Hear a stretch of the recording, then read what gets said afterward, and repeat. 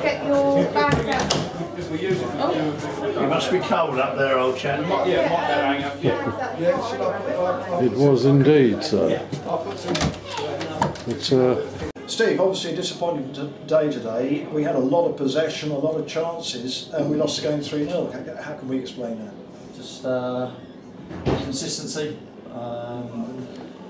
One last week. Players I've got can't be consistent enough. But my hands are tied. I've got 4 big players out injured. Jerome, John, Nathan and Folksy, who are my leaders in the team. You saw today, they folded like a cheap soup as soon as they went a goal behind, you know. And I've got to go with what I've got. I can't do nothing about it at the moment. Disappointing, because I thought first half hour we done really well, but games aren't won in half hour. You know, if you don't make that possession tell, you're going to come unstuck. And we did. They caught us 3 times. I think Carl had a save right at the end to make it 4 shots on target. But they've won 3-0, taking the points. Mugged us in our own pitch. Very frustrating. I told the players after that, we had fans walking out with 15 minutes to go. And I don't blame them. I don't blame them. I'm stood in that technical area to be shot at, and I'll take it on the chin. But then players have got to stand up and be counted as well, because they threw the towel in. I said at the start of the season that none of my players would do that. They'd give 100%, but they've done it. You know, I've got 4 reserve players on the bench, 2 come on. It's tough. It is tough, and I'm finding it even tougher now, where I'm going to have to get into a system and just tell them to play one way, where it's going longer to turn their defenders and use our pace. Because we're playing nice, pretty football in front of teams, and they're loving that. You know, we didn't have no penetration in behind them. Apart from 2 or 3 times when Marvin got down the left-hand side, we're too nice as a team. You know, but then the money you pay them players, that's what you're going to get. You know, if I had good, big money players that I could rely on, and I wouldn't pick anybody that would come here just for the money. They come and earn their money. And today, them boys have earned their money in a way that what they're on reflects their performance. And it's not being harsh on them or critical of them, it's a fact. So, just spoke to the chairman, and we're going to have a meeting in regards where we go from here. But we'll be alright, it's just a big kick in the nuts today, because after last week, and even last week wasn't the greatest, but showed a bit of resilience and come back. Today they threw the towel in, and I can't accept that. As a person, in life, you can't throw the towel in on anything, because people will walk all over you, and we let a team walk all over us today. They were very clinical though, weren't they, in finishing? That was one of the big differences for me. I mean, they finished well, didn't they, their goals? Yeah, they finished well. They broke from our attack in their box. It's a cutback, and they broke 80 yards and scored.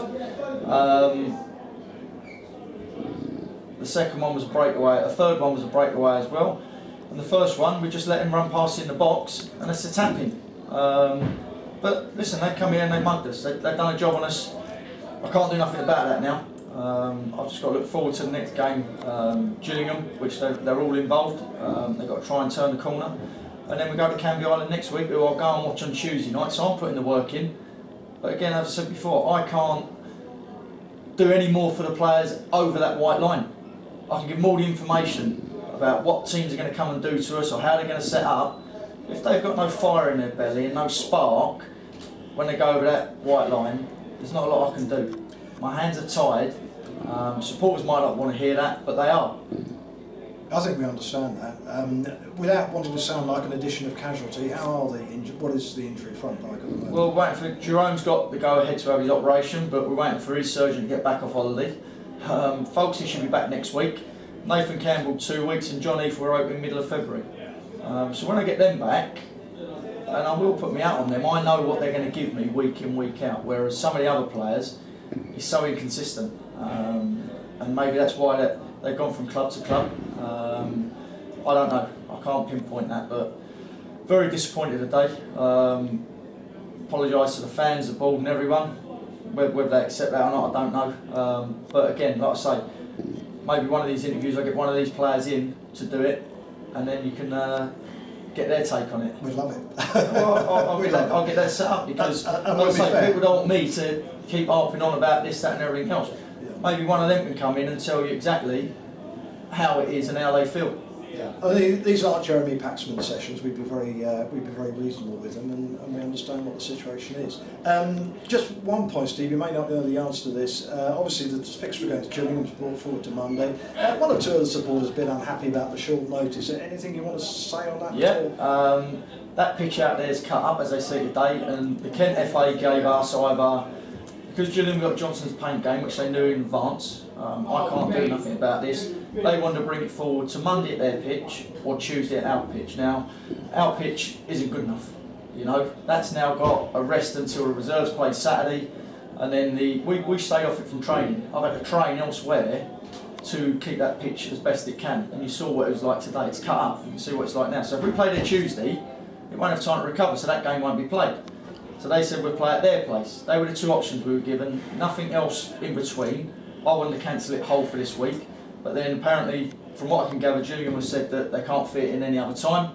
So the Kent FA have said we've got to play it on the Monday. There's no way I can play it on that pitch. Now, I do understand the fans, and I've read the forum that are upset about it, and there was no real statement put out, but I was waiting for this to basically let people know that our hands were tied. There's nothing as a club we can do about it. If the Kent FA have said you're going to play at your place on Tuesday or Gillingham's on Monday, we're going to play at Gillingham's because the pitch is unplayable. So yes, we could have called it off, but the players will be there, and I've also read on there that, oh, we're going to go and try and win it. Yes, we are. I'll try and win every game. I'll try and put a team out to win every game. So it's going to be a strong side out there, which is majority of my first team squad, providing any injuries today.